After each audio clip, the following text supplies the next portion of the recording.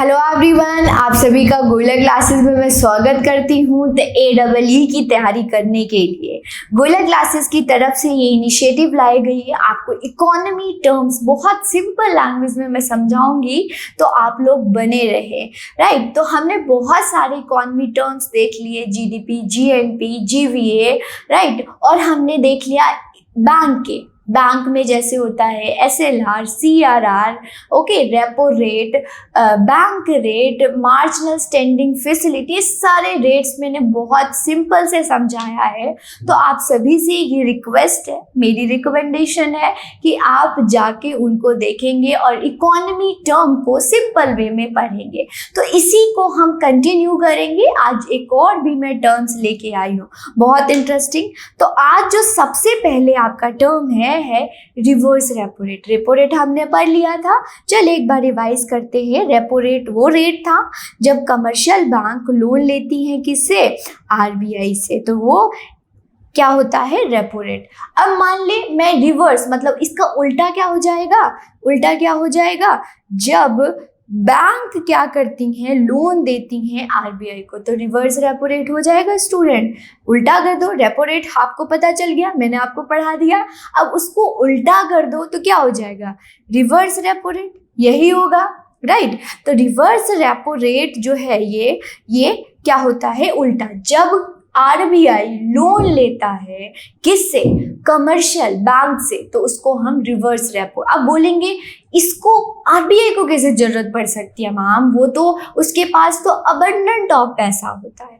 तो जब इकोनॉमी में क्रेडिट कंट्रोल पैसे, फ्लो ऑफ मनी ज़्यादा हो जाता है, तो उसको कंट्रोल करने के लिए ये इंस्ट्रूमेंट करती हैं और ये बोलती हैं reverse repo rate.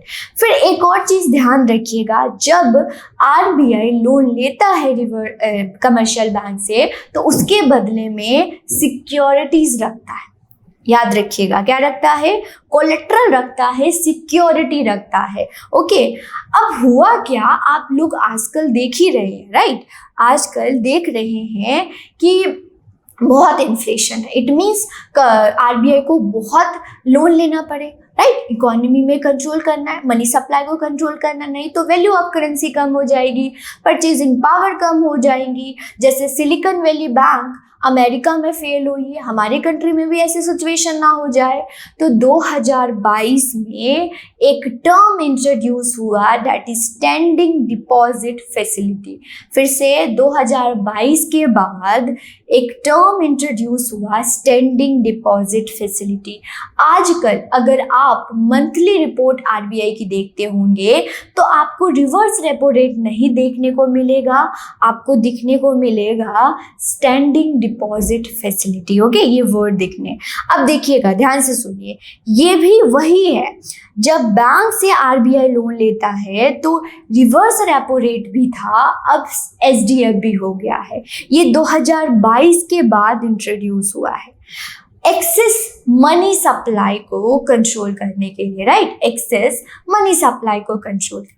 Reverse repo rate में RBI को सिक्योरिटीज रखना पड़ता था, लेकिन स्टैंडिंग डिपॉजिट फैसिलिटी में कोई कोलेट्रल, कोई भी सिक्योरिटीज नहीं रखने पड़ता। इसको मैं बोल सकती हूँ कोलेट्रल फ्री है, राइट। तो ये याद रखिएगा, रिवर्स रेपो रेट और SDF। आप सबकी की ड्यूटी है कि मंथली रिपोर्ट देखेंगे और उसमें देखेंगे कि इसका रेट क्या है। आपको देखने को मिलेगा जिस प्रकार से बैंक रेट है, जिस प्रकार से रेपो रेट है, उसी प्रकार से आपको स्टैंडिंग डिपॉजिट फैसिलिटी भी वही रेट दिखेगा।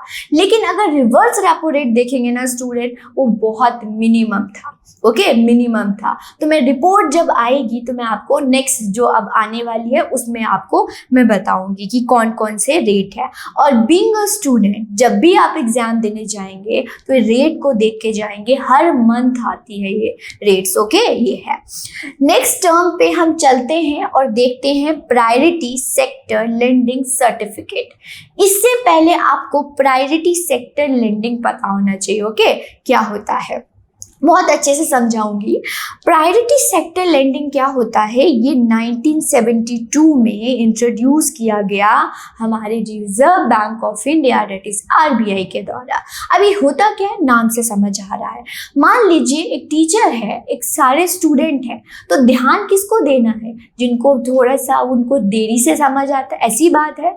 तो हमारे इकोनॉमी में बहुत सारे सेक्टर हैं, तो सेंट्रल गवर्नमेंट और हमारा सेंट्रल बैंक जो है किस पे ध्यान देगा, जो प्रायोरिटी, जो कि थोड़े से उनकी क्या है, उनकी वैल्यू इंक्रीज नहीं हो रही, राइट, उतना ग्रोथ नहीं कर रहे, राइट, दैट इज यही होगा, ग्रोथ इंक्रीज नहीं कर रहे। तो कमर्शियल बैंक क्या होगा, वो वही लोन देगा, कमर्शियल बैंक वही लोन देगा जहां पे उसको प्रॉफिट होगा, अदरवाइज वो क्यों देगा, एग्रीकल्चर को क्यों कम रेट ऑफ इंटरेस्ट पे लोन देगा, नहीं देगा, क्योंकि प्रॉफिट नहीं है। फिर आरबीआई के द्वारा, हमारे सेंट्रल बैंक के द्वारा डिसाइड किया गया 1972 में कि आप अपने लेंडिंग का 40% कहाँ पे देंगे, आप देंगे priority sector lending, right. 40% priority sector, ऐसे 10 सेक्टर हैं जो कि दिया जाता है। एग्जाम्पल है, yes, agriculture, micro small medium enterprise, education, health, export performance के लिए, एक्सपोर्ट इंक्रीज करने के लिए, इन सबको लोन देना इस प्रायोरिटी सेक्टर लेंडिंग। अब प्रायोरिटी सेक्टर लेंडिंग तो समझ आ गया, ये मैंने आपको समझा दिया। अब ये सर्टिफिकेट क्या होता है, सर्टिफिकेट कैसी होती है तो मान ले, 2 एग्जाम्पल लेते हैं, आपको यहाँ पे दिख रहा होगा, 2 एग्जाम्पल लेते हैं, एक एसबीआई है और एक एक्सिस बैंक है, ओके। यहाँ पे बोला गया कि 40% आपने प्रायोरिटी सेक्टर लेंडिंग देनी है, राइट। तो 20 करोड़ मान लो कि यहाँ पे क्या है, यहाँ पे इन्होंने रिक्वायर्ड, पीएसएल रिक्वायर्ड कितना होगा, एसबीआई को 18 करोड़ मान लो, और एक्सिस बैंक को कितना रिक्वायर है, 10 करोड़, राइट। अपने 40% लेंडिंग का 40, वो डिफरेंट होगा। तो एसबीआई को बोला गया 18 करोड़ और यहाँ पे एक्सिस बैंक को बोला गया है 10 करोड़, आपने प्रायोरिटी सेक्टर लेंडिंग करना। एसबीआई ने 18 था, उसने 20 करोड़ लेंडिंग कर दी। इट मीन्स यहाँ पे 2 करोड़ क्या कर दिया, ज्यादा कर दिया, यही है ना, 2 करोड़ एक्स्ट्रा कर दिया पीएसएल। लेकिन एक्सिस बैंक को 10 करोड़ था, बट उसने क्या किया, 8 करोड़ ही किया, मतलब -2, ये +2, ओके, यही है। अब क्या होगा कि एक्सिस बैंक किससे लेगा, सर्टिफिकेट लेगा प्रायोरिटी सेक्टर लेंडिंग सर्टिफिकेट। जिसके पास एक्सेस क्रेडिट होता है, वो डेफिसिट जिसके पास होता है, वो सर्टिफिकेट इशू कर सकता है। अब ये कहाँ पे होता है, ई कुबेर वेबसाइट आपने सुना होगा, वहां पे ये बाय और सेल होता है priority sector lending, right. Target को फिक्स करने आरबीआई के द्वारा बोला गया है, सभी को ये टारगेट क्या करना पड़ेगा फिक्स। चलिए आगे बढ़ते हुए अब देखते हैं फाइनेंशियल मार्केट में स्टूडेंट 2 प्रकार की आपको मार्केट दिखेगी, one is capital market, other is money market मुद्रा बाजार और कैपिटल मार्केट पूंजी बाजार देखने को। अब ये हमें पता होना चाहिए। तो देखिए 2 प्रकार की मार्केट क्या होता है। अब मान ले कि मुझे सब्जी खरीदना है, तो मैं सब्जी मार्केट जाऊंगी, कपड़ा खरीदना है तो मैं मॉल चली जाऊंगी। तो हमें पता है कि जिस चीज को खरीदना है वहां पे आपको जाना पड़ेगा, ऐसा ही है। तो अगर आपको शेयर्स खरीदने हैं तो कहाँ जाएंगे आप, फाइनेंशियल मार्केट में जाएंगे। तो 2 प्रकार की मार्केट है, लेकिन यहाँ पे अलग अलग इंस्ट्रूमेंट होते हैं। इंस्ट्रूमेंट आपसे पूछ सकते हैं, चलिए देखते हैं। तो मनी मार्केट और कैपिटल मार्केट को मैं डिफरेंस बताऊंगी। मनी मार्केट होता है जहाँ पे शॉर्ट टर्म बोरोइंग होती है। जब बोरोइंग और lending short term, it means 1 year. Economy में डिफाइंड होता है short term, it means maximum 1 year. तो जहाँ पे short term borrowing and lending होती है, दैट इज योर मनी। जब लॉन्ग टर्म मतलब 1 साल से ज़्यादा बोरोइंग एंड लेंडिंग होती है, उसको हम कैपिटल मार्केट के नाम से जानते हैं। फाइनेंशियल इंस्ट्रूमेंट आपके हैं money market, treasury bill, commercial bill, trade off certificate, right. यहाँ पे रेपो रेट भी आ जाता है, कॉल मनी होती है, नोटिस मनी भी होती हैं, टर्म मनी भी होती हैं, सर्टिफिकेट ऑफ डिपॉजिट भी होता है, ट्रेजरी बिल्स मैं आपको बताऊंगी, सारे टर्म्स मैं आपको समझाऊंगी। तो हो जाता है आपका मनी मार्केट। वही कैपिटल मार्केट का पार्ट है share, debenture, bond, sovereign gold bond. Okay, ये सारी चीजें आपकी कैपिटल मार्केट। यहाँ रिस्क की बात करते हैं। मनी मार्केट में रिस्क, एक तो टाइम पीरियड कम है, दूसरा यहाँ पे जो बड़े बड़े एंटिटीज है वो इन्वॉल्व, जैसे गवर्नमेंट, जैसे आरबीआई, जैसे कमर्शियल बैंक यहाँ पे इन्वॉल्व है। लेकिन कैपिटल मार्केट में रिस्क हाई होता है। अगर रिटर्न की बात करें तो जहाँ पे रिस्क कम होगा वहाँ रिटर्न कम, जहाँ पे रिस्क ज़्यादा होगा वहाँ पे रिटर्न ज़्यादा। Time minimum 1 year, more than 1 year. Return यहाँ पे लेस होता है, ये हाई होता है। ऑलवेज रिस्क क्या है? ज़्यादा रिस्क, आपको क्या होगा? ज़्यादा रिटर्न। तो यहाँ पे हमने ये सारे टर्म्स देखे, इसको हम कंटिन्यू करेंगे।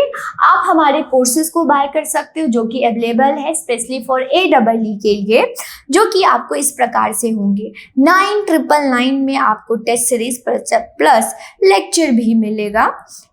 आपको टेस्ट सीरीज भी ले सकते हैं सिर्फ, जो कि 9999 में मिलेगा। इस प्रकार से आपको पढ़ाया जाएगा। जो भी सिलेबस है आपके लास्ट प्रीवियस ईयर को देखते हुए क्वेश्चन को ये सारे सब्जेक्ट जो हैं पढ़ाए जाएंगे A to Z। आप देख सकते हैं इस प्रकार से। आप अभी इसको लॉगिन करते हैं तो आपको 50% का डिस्काउंट मिलेगा, जो कि आपको कोड से मिल जाएगा। आप कोर्स को बाय करने के लिए प्ले स्टोर पे जाइए, इस प्रकार से गोयला क्लासेस का लोगो होगा, इसको डाउनलोड करेंगे, आप कर सकते हैं। ये कुछ रिजल्ट्स हैं जो कि गोयला क्लासेस के द्वारा अचीव किया गया है, ये देख सकते हैं। ओके, गोयला क्लासेस के द्वारा। ये हमारे टेलीग्राम चैनल है जो कि आप अभी ही ज्वाइन करें। सारी इंफॉर्मेशन, सारी क्लास यहीं पे होता है, राइट। अब कोई भी डाउट होता है, मान ले कोई डाउट होता है, आपको डिस्कस करना है तो इस नंबर पे आप कॉल कर सकते हैं। आज के लिए इतना ही, लेकिन ये सफ़र हम जारी रखेंगे। नेक्स्ट लेक्चर में मिलेंगे नए टर्म के साथ। बने रहे हमारे साथ। Thank you.